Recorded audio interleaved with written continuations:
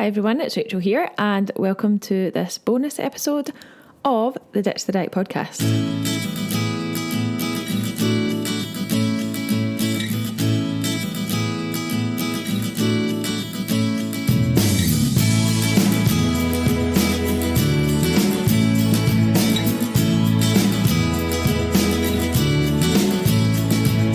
So over the next few weeks, I am going to be sharing with you the stories of some of our Ditch the Diet Academy members. And the reason for that is that at the end of July, we are launching a brand new course and you guys are all invited to join. So until then, the Academy is going to be closed for a short period of time from mid-June onwards so that we can prepare for the brand new intake and the brand new launch of the Academy.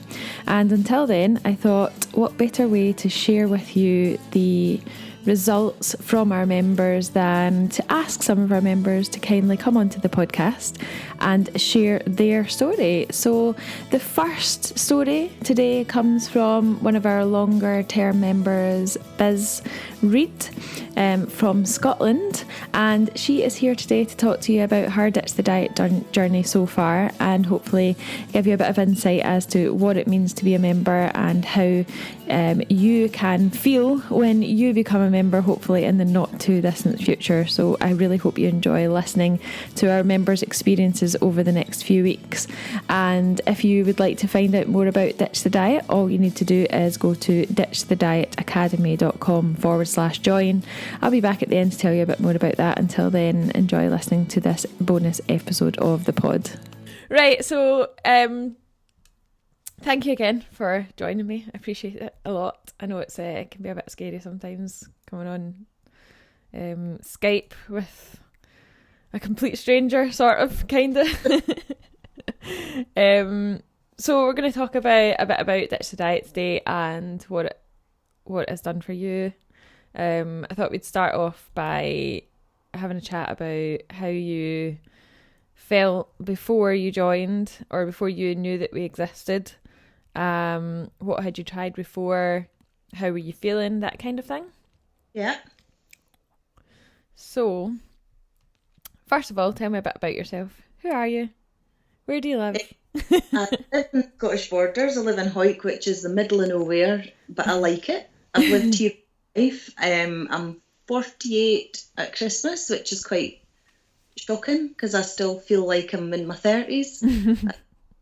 Every day something reminds me that I'm not. I'm in general quite a happy person.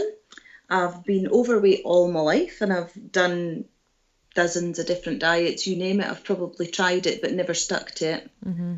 I have an issue with sticking to things for very long. This is the longest I've actually managed to stick to following anything. No kids. Sometimes prefer animals to humans. Yep, me too. Furry.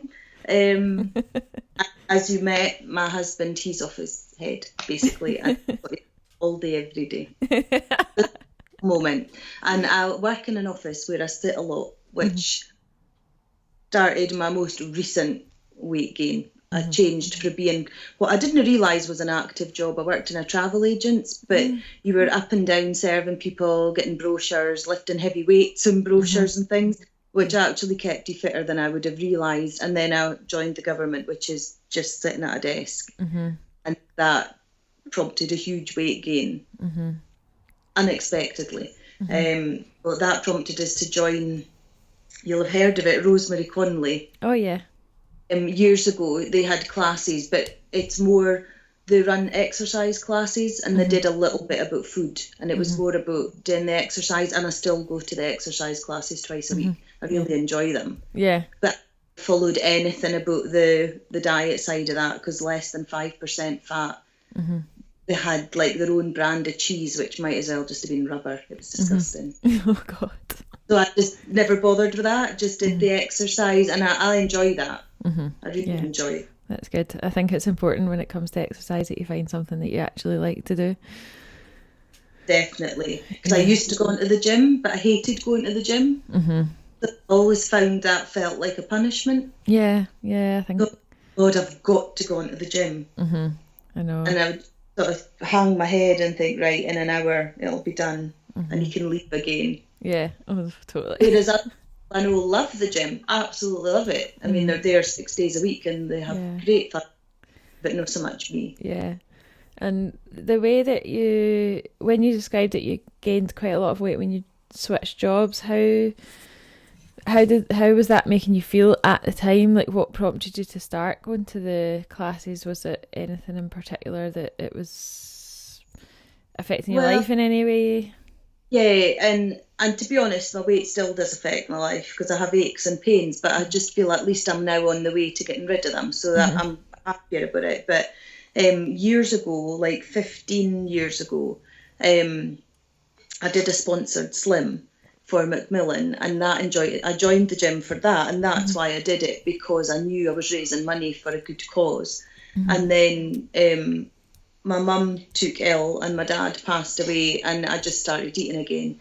And I only lost 1.5 stone in the sponsored slim, but the difference it made to us was unbelievable, physically and mentally. And then I put on that 1.5 stone, changed my job and put another 2.5 stone on top of it. So I gained basically 4 stone from my lightest weight. And it just totally dented my confidence, I have to say. I just was quite happy to go on and sit in my dark corner in my office and hope nobody noticed me. Since joining this academy, I've actually been exploring a few things and really thinking about stuff. And I realised I spend my life trying to blend in and not to stand out. And then this morning, my friend, she actually works for one of these aloe vera companies, which I'm not convinced about, but she has a very positive attitude, and she has a daily thing. And one of the things was to let your light shine, that by keeping your light low so as not to show up others doesn't do any good to anybody, and you should just shine. And I thought, actually, that's one of the best things I've ever heard, because I spend my life trying not to stand out. Yeah. And I feel I already do stand out. So I'm like, I don't want people looking at me, because they're going to look at me and go, oh my God, she's big. I would rather they just didn't see me. No, I know. But I know what you mean. I'm gradually thinking, I was at the Westlife concert on Saturday night. Oh, wow. Brilliant. Not to be judgmental, I swear I do try. But some of the outfits I saw and some of the people, I thought, you have nothing to worry about. Yeah, good for you. So bum cheeks, size 26 bum cheeks hanging out of shorts, and I thought, oh no. No. I have a problem in my jeans and my long top. I'm quite happy. That's what it's all about, though. It's feeling confident in yourself. Like a lot of people that I speak to, it's quite common for people to think, I'll be happy when, I'll be more confident when I do this, when I do that. And for me, it's important, I think, to understand that you can be happy and you can feel confident at the moment and still want to make changes at the same time. I think that one of the main things this programme's taught me, because I have literally spent 30 years thinking I'll be happier when I'm thinner. Like, being thinner is going to fix every problem that ever comes along in life, because they're all going to magically disappear because you're thinner. And I think that's what this has kind of taught me, in like the community on Facebook, reading other people's posts, realising I'm not the only person that does things or feels a certain way. It makes us feel so much better about myself, and I didn't beat myself up anymore, whereas I used to. Yeah, that's a big spent change. Years beating myself up. Yeah. For joining this, feeling that no losing as much weight as my friends, and oh my God, I wish I could go back in time and just enjoy it. Yeah. So what else had you tried before you joined Ditch the Diet? Well, the first thing I tried was the Cambridge diet, when it was, oh my God. That's one of the worst, I think. It really makes us feel sick thinking about it. Things you used to eat, it was like a bar. Oh, cement is the closest thing I can kind of, or it was kind of like a bar of polyfiller before it had. That's what, and they coated it in chocolate, so that was all right. You were getting chocolate, and I did lose weight on that, but within about 5 weeks of coming off it, I'd put everything back on and a bit extra. I've tried Slimming World several times. I've tried Weight Watchers several times. Scottish Slimmers several times. And I just cannot stick to a diet where somebody dictates what you're allowed to eat. What was and these years to discover I can't do that. Yeah. But would you say that was the main reason why you found it difficult to stick to them? Yeah, because there's somebody dictating you have to keep to, I don't even care what it was, checks, points, and having to work out how many calories. They'd be better just saying stick to 2,000 calories or 1,500 calories. This whole converting it to something made it. I know. It's confusing. Who thought of that? I don't know. That checks are better than, I know, like something to a fictitious number. Yeah, they're just a made up thing, really, to try and confuse you. Slimming World especially, like it really freaked me out that you could eat 25 Muller Lights, and I cannot stand Muller Light. Just the thought of them now makes us gag. I know. But all my friends did it. They all lost loads of weight. They all felt fab and basically told us that I should be able to lose weight on it. Because everybody can lose weight on it. It works for everybody. I've never met anybody it doesn't work for. Yeah. And I'm like, hello, I'm here and it doesn't work for me. And then I'm told, why can you not just eat normal food like everybody else? I know, so that's the problem with these things, is that they don't teach you how to, they don't teach you how to live your life after the diet. So that's why almost 85% of people gain the weight back that they've lost, plus more. I remember when I did the Cambridge diet, I was only about 18 at the time. And I remember the doctor saying to me, because I put on a lot of weight afterwards, and I went to the doctor, there's something wrong with me. I've done the Cambridge diet and I've lost weight. And he said, yeah, unfortunately, all you see is the hype about how successful it is. They didn't tell you that afterwards, people are actually worse than they were before they started. So, and I've literally, I would say, since I was 18, I've been on a diet or restricting what I do more or less every day of my life. And now I wish I was fat. I wish I was as fat now as I thought I was when I was 18. So when I was 18, I was probably a size 18. And I've been right up to a size 28 since then. Yeah. And I think, God, I was all right when I was 18 because I'm tall. Yeah. And at that point, we didn't do like exercise, or there was no sort of whole programme to advise you on what you need to combine. Yeah, that's it. So where did you find out about Ditch the Diet initially? I was thinking about this and I can't remember. It must have been through Facebook, because I spent time on Facebook. So somebody I know must have commented or shared something, and I was hooked for day one. I was like, this is my kind of programme, because it's real people. Yeah. And the fact that you would freely admit that you've had ups and downs, instead of being size 10 Susan at the front of the class that pretends never eat in her life. What I need in my life is real people that are happy to admit that there's ups and downs and say, what, I've had a shit week. Yeah. But next week's going to be better. That's my person. Yeah. And oh God, yeah, I'll be the first one to tell you when I've had a shit week.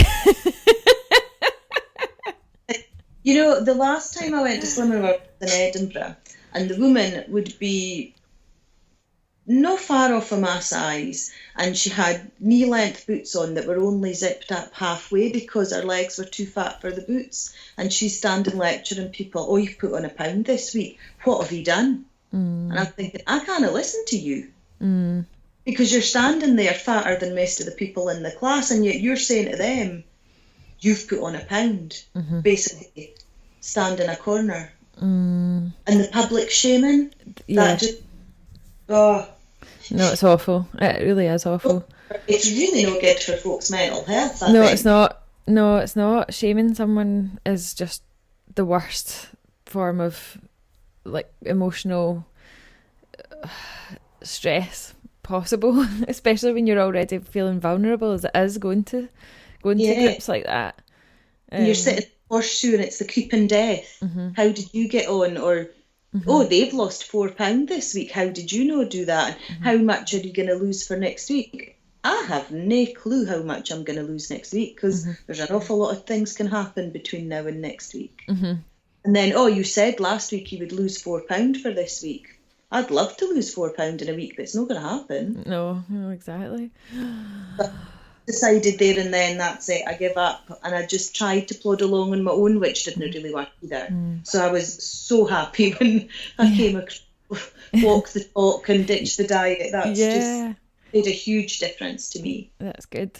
And what was different about what's different about ditch the diet to anything that you've done before? The fact that there's no an eating plan, that it says to you, like, I love how there's and bobs about things that are really good for you, why they're good for you, like recipes, meal plans, that kind of thing. But nobody's saying you must eat X amount of this in a week, none of that in a week. You're never going to look at a biscuit again in your life. Like, just like that. But I can also see how people that have been following the sort of traditional diet plans struggle with that, because they're used to being told what they can and can't eat. Yeah. And I think it does take quite a while to actually undo that. Oh, it does, yeah, big time. And sometimes I would love to say to you, Rachel, go and just tell us what I have to eat for the next fortnight. Because I kind of think about it. That's why I've started to introduce monthly sample meal plans now. Because it's something that I was really against doing in the beginning. For one, it's actually against the law to tell someone what to eat. Oh, really? Yeah. A lot of people don't realise this, that it's not something that you can, as a nutritionist, you can get insurance for, to actually prescribe to someone what exactly you want them to eat for breakfast, lunch and dinner. But it's something that people ask me for all the time, so I thought I'd put together some samples, and we'll continue to do this for the rest of the year to see what improvements it makes to people, because members are asking all the time. I just want to know, like, roughly what I should eat, what I shouldn't eat. So I thought I'll put together some sample meal plans, and it seems to have gone down really well. So it helps, doesn't it? Well, it takes the thinking out of it. Yeah, that's my problem. If I was left to my own devices, I'd probably eat the same thing every day. It's nice to get that bit of variety and a bit of idea for new things. So that's why we decided to put that into the monthly content now, is to add a new sample meal plan every month, just to give people a fresh perspective on food. Yeah, and I struggle with the nutrition side of things. I'm not really up to speed on, like, what things are good for you, or what you should be avoiding, like, in huge numbers and stuff like that. Good for me to have somebody giving us just suggestions, really. And I know they'll be quite balanced without having to sit and actually read up on everything that's in it. And so that helps me. But I wouldn't say that I can't follow something if somebody said, you must have this. I'll scan it and think, I really fancy that. I'll have. Yeah. That's next on the list today, is my meal planning for the week.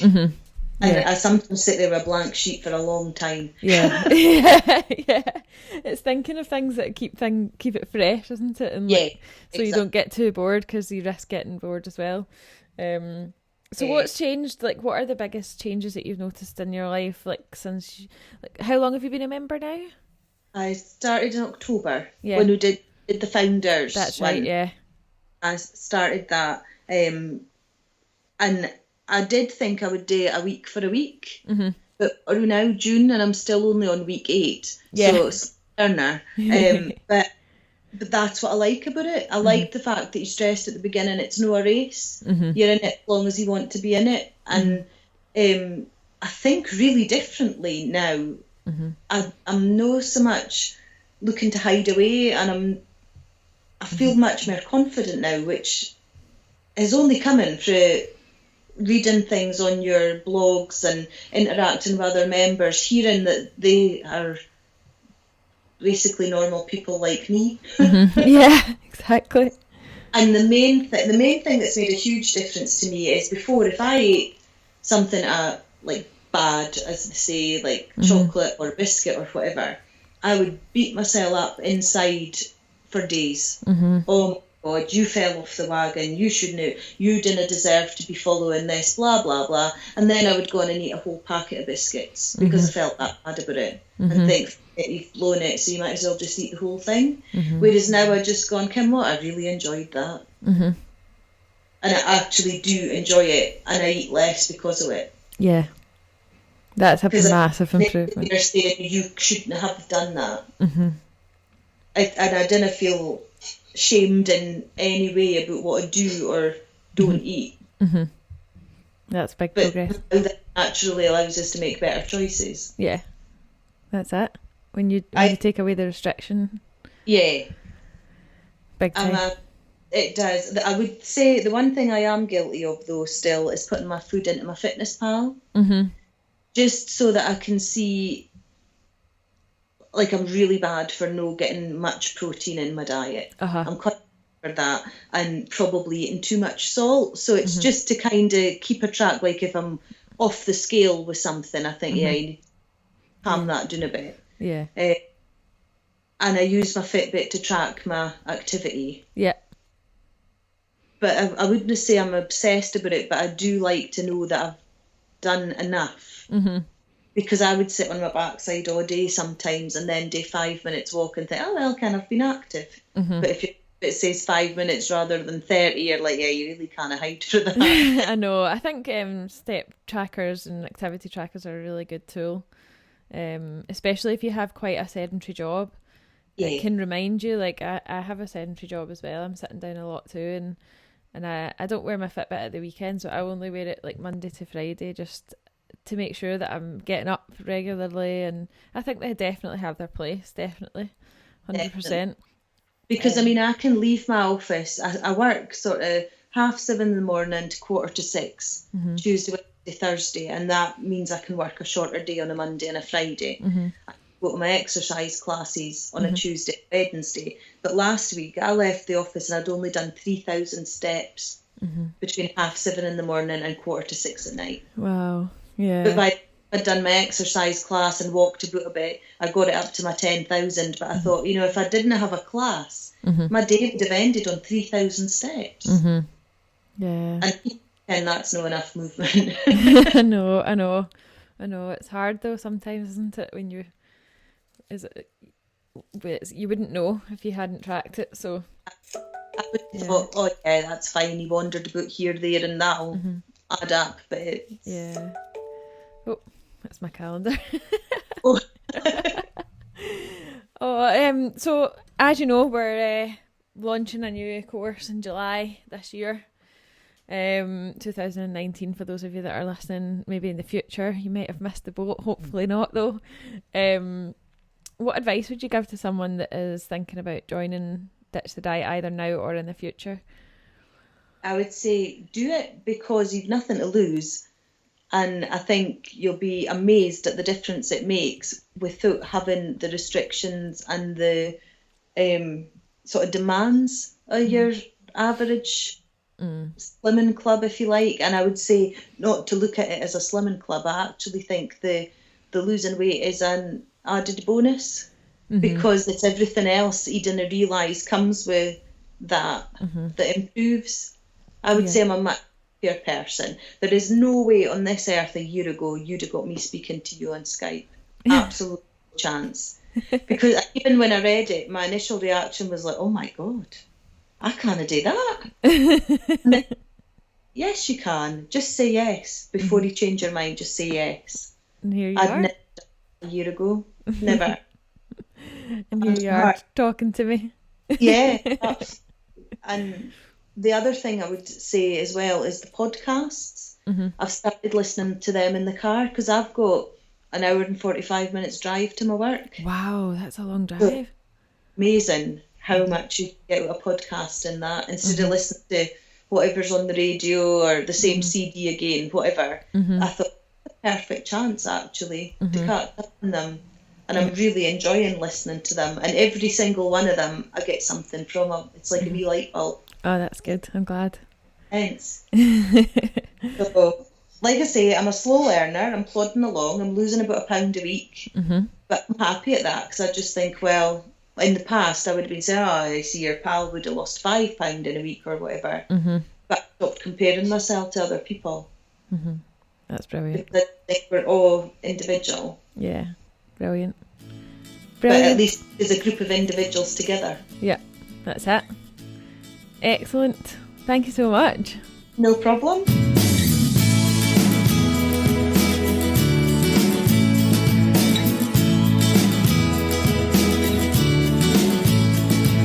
Just wanted to say thank you again to Biz for her time and for sharing her Ditch the Diet story with us today. So thank you very, very much. Like I said at the beginning of this podcast, Ditch the Diet is about to relaunch with a brand new course at the end of July. And we are going to be relaunching our membership programme shortly after that. If you are someone who is listening to this pod who is currently struggling to either lose weight or keep it off, or you feel like you're under pressure, struggling with your relationship with food, perhaps you're struggling with binge eating, emotional eating, or just feeling in a really bad place when it comes to your body, your confidence levels, and your overall happiness, then I would absolutely love to encourage you to become part of the Ditch the Diet Academy family and to start your journey to a more confident, more happier you, with the help of the Academy, with the help of our coaches, our mentors, our education programme, and more importantly, our supportive community full of members just like Biz, who you will hear from over the next few days and few weeks in the lead up to our brand new launch. And if you would like to find out more about Ditch the Diet, all you have to do is go to ditchthedietacademy.com/join and you'll find out lots more information there. There are loads of free downloads from the website that you can do as well, including a brand new download called How to Quit Yo-Yo Dieting. It's an ebook with loads of information in there. We have an emotional eating workbook that you can download to help you work through emotional eating problems. And we also have 20 brand new free recipes that you can download from ditchthedietacademy.com. I'll pop all of the links into the show notes. If you're a new listener, thank you very much for joining. Make sure that you subscribe to the podcast so that you don't miss out on any future episodes. And if you're a long-term listener, I just wanted to remind you how much I appreciate you for downloading the podcast every single week. It really is. It really makes a big difference. And if you've been enjoying our episodes so far, please make sure that you subscribe to the podcast and also leave a 5-star review and a few little words of encouragement to support the podcast. I would really appreciate it. Thank you for listening today. I'll be back very, very soon with another episode of the podcast. Until then, thanks for listening.